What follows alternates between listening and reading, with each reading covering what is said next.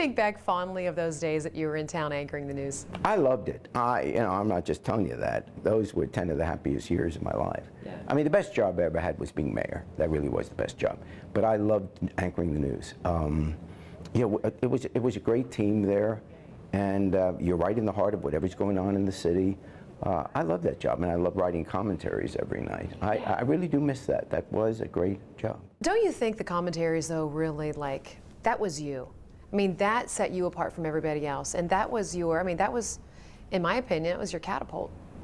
Well, it was different, and really credit to the people that ran the station there, because it was a gamble that they took. I mean, think about it. I had just finished being mayor, so obviously I was a partisan, and probably much more liberal. And they said, I wanted to do commentary, but they wanted me to anchor. And so that was the trade-off. Did you write them all? Oh, yeah. And that was the deal, that no one was allowed to see it ahead of time, so there wouldn't even be a temptation. And that was in the contract. And Walter Bartlett, who was the general manager, the CEO of multimedia at the time, he put that in the contract. That there were some tough commentaries, because there were times, I'll give you an example.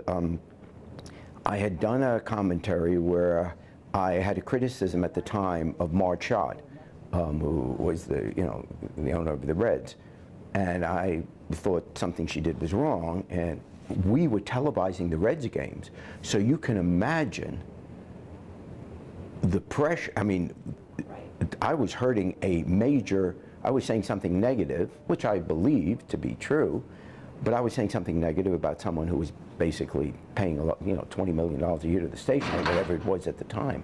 So you don't take yourself too seriously? No, because I have a mirror. I mean, good Lord, why would I take myself seriously? This is pathetic. Do you get a hard time about the show?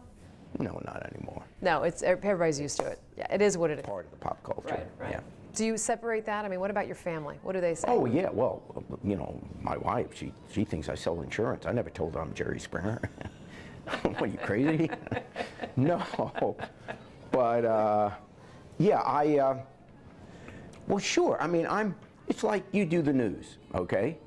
Now, when you do a news, let's say about a murder or about a rape or something that's horrible, nobody suggests that you're endorsing it because you put it on the air. That's your job. Well, I'm hired to host a show about dysfunctional, inappropriate behavior.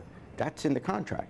I love what I do. I'm so lucky. I mean, I have no talent, and I managed to make a business in show business, a career in show business. Who would have thunk that? And so I realize I'm lucky, and I love it, but I never take it seriously, because, there's no one watching this show, your program right now, that couldn't do what I do. There's no particular skill to it. What do I do? This is what I do, okay? I go, you did what? Come on out. We'll be right back.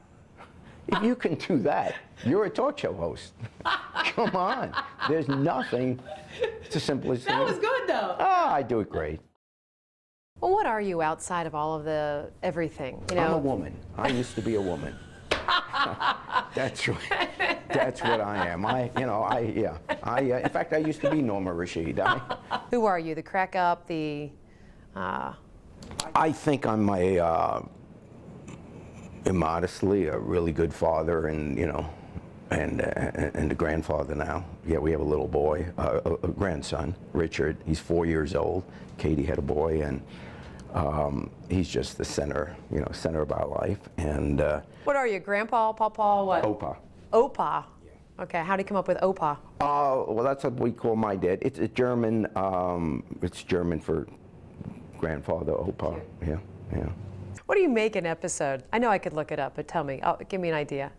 You mean how much money? Yeah. Oh no, I volunteer. Yeah. Yeah. You're No, good. You're a good man. I just volunteer. I do it. I heard it was like $13 million a year. What, do you need a loan? Yeah, I do, actually. No, it's not that. It's not that. Do you think that maybe you got into politics at the wrong time? Maybe you were born the wrong era? Because if you were just coming in to be the mayor now, would you have different aspirations? No, I always knew that. President Springer? I was born in England. so I can't be president. In fact, I left England when I found out I couldn't be king. I was ticked off. I mean, can you imagine? birth I left when I was Can I see it? 5. Yeah, no, I was born in London. Actually, I was born in a train station.